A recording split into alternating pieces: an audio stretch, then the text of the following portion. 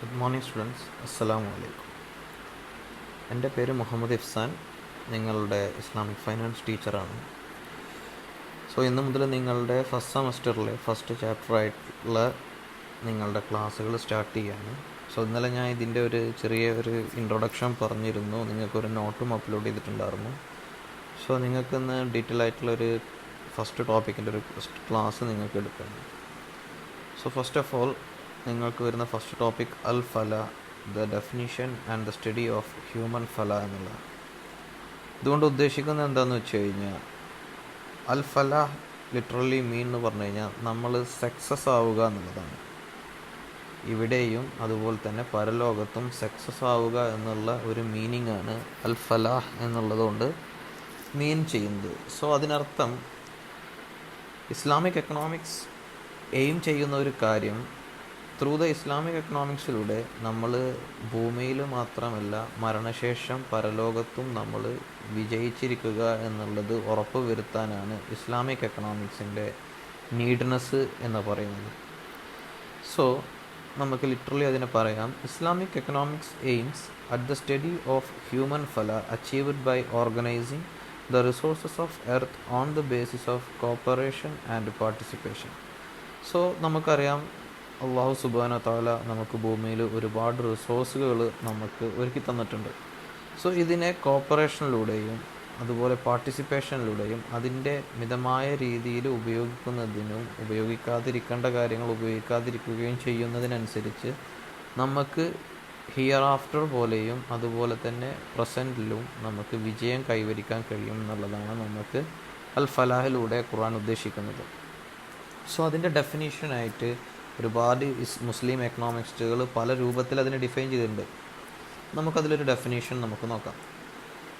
Human ഫലാഹിൻ്റെ ഒരു ഡെഫിനേഷനാണ്, the Muslim economist have adopted the term ഫല in defining well being from an Islamic perspective. അതായത് ഒരു ഇസ്ലാമിക് പെർസ്പെക്റ്റീവിൽ നോക്കുമ്പോൾ ഒരു മനുഷ്യൻ്റെ വെൽ ബീയിങ്ങിനെയാണ് പറയുന്നത്. When used in this sense, the meaning of ഫല literally success is broadened to refer to a comprehensive state of spiritual, moral, cultural, political and socio-economic well-being in this world and the success in the hereafter.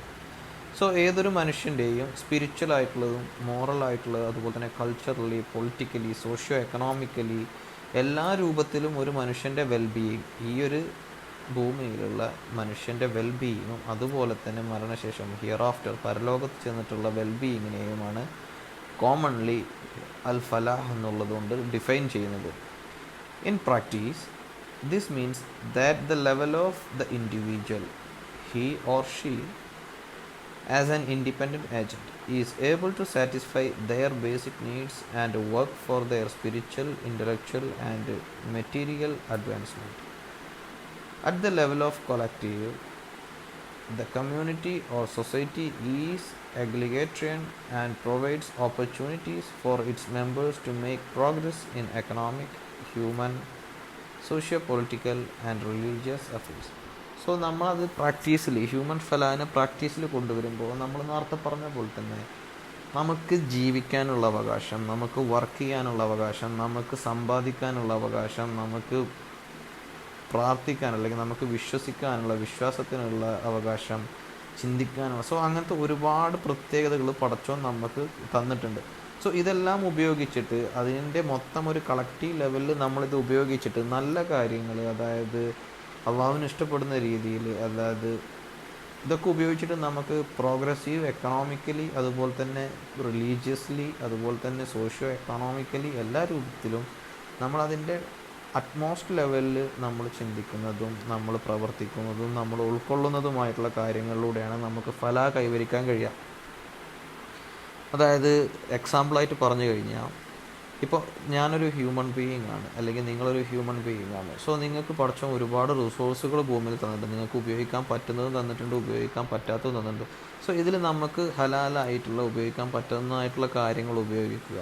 ഇനി ഉപയോഗിക്കാൻ തന്നിട്ടുള്ള കാര്യങ്ങളിൽ തന്നെ നമ്മൾ മിതത്വം പാലിക്കണമെന്ന് ഖുർആൻ പറഞ്ഞു. സോ നമുക്ക് വേണ്ടതേ നമ്മൾ ഉപയോഗിക്കും. കാരണം നമ്മളുടെ കൂടെ അല്ലെങ്കിൽ നമ്മളുടെ അയൽവാസികൾ അല്ലെങ്കിൽ നാട്ടിലുള്ള പലരും ഇതും ഉപയോഗിക്കാൻ പെടേണ്ട ആൾക്കാരുണ്ട്. സോ ഇത് നമ്മൾ മാത്രം ഒരു കൂട്ടി വെച്ച് നമ്മൾ മാത്രം ഉപയോഗിക്കുക, മറ്റുള്ളവർക്ക് കൊടുക്കാതിരിക്കുക എന്ന് ചെയ്യുമ്പോൾ അത് ഈ പറയുന്ന വെൽബീയിങ്ങിനെ ബാധിക്കും. സോ നമുക്ക് ഉപയോഗിക്കാൻ അനുവാദം ഉണ്ടായിരിക്കെ നമ്മൾ അതിൻ്റെ ഒരു മിതമായ രൂപത്തിൽ ഉപയോഗിക്കുകയും മറ്റുള്ളവർക്ക് പാർട്ടിസിപ്പേഷൻ കൊടുക്കാൻ നമ്മളെ കൊണ്ട് കഴിയുകയും അങ്ങനെ ഒരു സോഷ്യോ എക്കണോമിക്കലി നമ്മളതിൻ്റെ ഒരു നാരോ ലെവലിൽ പോകുന്നതിനെയാണ് അൽ ഫലാഹ് or the wellbeing in the hereafter and this world എന്ന് പറയുന്നത്.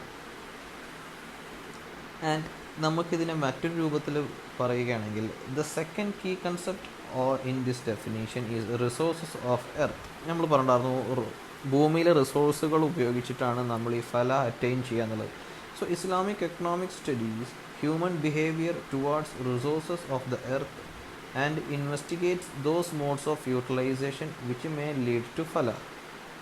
അതായത് ഈ റിസോഴ്സുകളെ ഉപയോഗിച്ചിട്ട് നമ്മൾ ഏതൊക്കെ രൂപത്തിൽ ഉപയോഗിക്കുമ്പോഴാണ് നമുക്ക് അൽ ഫല അച്ചീവ് ചെയ്യാൻ പറ്റുക എന്നുള്ളതാണ് നമ്മളെ ഇസ്ലാമിക് എക്കണോമിക് സ്റ്റഡീസിലൂടെ നമ്മൾ പഠിക്കാൻ പോകുന്നത്.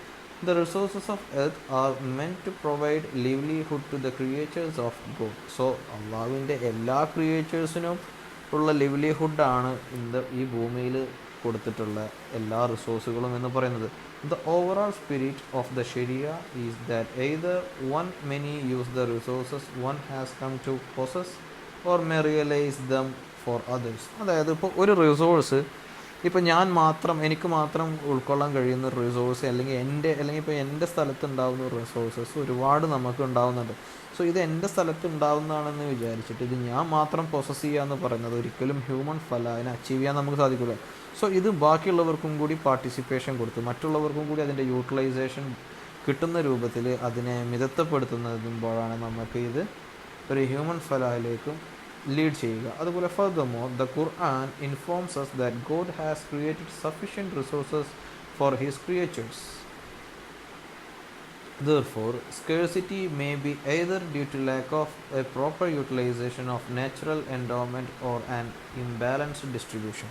സോ പടച്ചോൻ ഖുർആനിലൂടെ പറഞ്ഞിട്ടുണ്ട് ഭൂമിയിൽ ഒരു മനുഷ്യന് ജീവിക്കേണ്ട അല്ലെങ്കിൽ ഭൂമിയിലെ എല്ലാ അള്ളാഹുവിൻ്റെ ജീവജാലങ്ങൾക്കും ജീവിക്കേണ്ട എല്ലാ റിസോഴ്സുകളും അള്ളാഹു ഭൂമിയിൽ ഇറക്കിയിട്ടുണ്ട്. ഇനി ഏതെങ്കിലും ഒരു റിസോഴ്സസിന് സ്കേഴ്സിറ്റി അല്ലെങ്കിൽ ലഭ്യത കുറവുണ്ടാവുകയാണെന്നുണ്ടെങ്കിൽ അത് മനുഷ്യൻ്റെ ഇടപെടലുകൊണ്ടാണ്.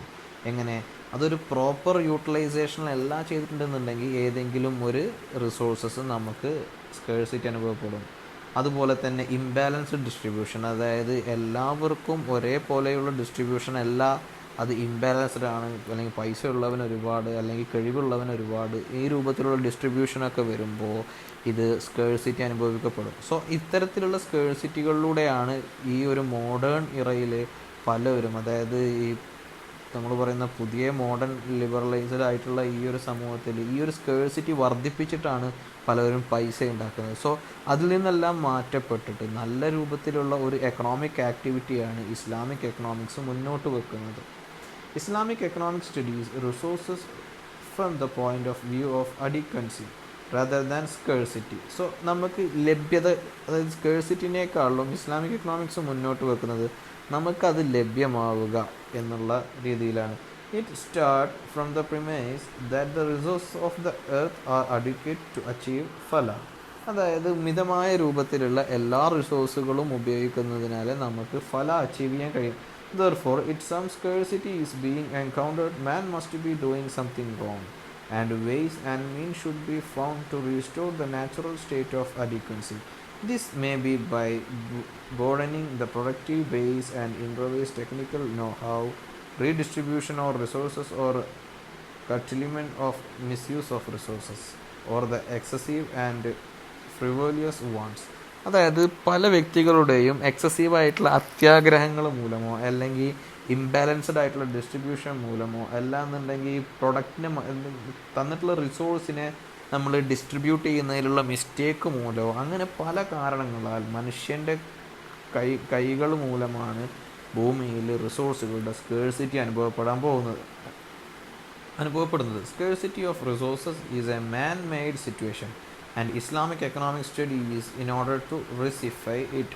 സോ ഈ ഒരു സ്കേഴ്സിറ്റി നമ്മൾ അനുഭവപ്പെടുന്ന ഇത് മനുഷ്യനിർമ്മിതമായിട്ടൊരു കാര്യമാണ്. സോ ഇസ്ലാമിക് എക്കണോമിക്സ് മുന്നോട്ട് വെക്കുന്ന ഒരു ഒബ്ജക്റ്റീവ് എന്ന് പറയുന്നത് ഇതിനെ റെസിഫൈ ചെയ്യുക എന്നുള്ളതാണ്, അല്ലെങ്കിൽ അതിനെ തുടച്ചു നീക്കുക എന്നുള്ളതാണ് ഇസ്ലാമിക് എക്കണോമിക്സ് എന്ത് ചെയ്യുന്നത് മുന്നോട്ട് വെക്കുന്ന ഒരു കാര്യം. സോ ഇതാണ് നമ്മളുടെ ഫസ്റ്റ് ടോപ്പിക്കായിട്ട് നമുക്ക് പഠിക്കാനുള്ളത്. ആൻഡ് ഇതൊരു ഒരുപാട് ഡെഫിനീഷനായിട്ട് ഒരുപാട് നീട്ടിപ്പരത്തി ഞാൻ പറഞ്ഞു എന്നുള്ളൂ. നിങ്ങൾക്കൊന്ന് ജസ്റ്റ് വായിച്ചു നോക്കിയാൽ മനസ്സിലാവുന്ന കാര്യങ്ങളുള്ളൂ. Okay, thank you students.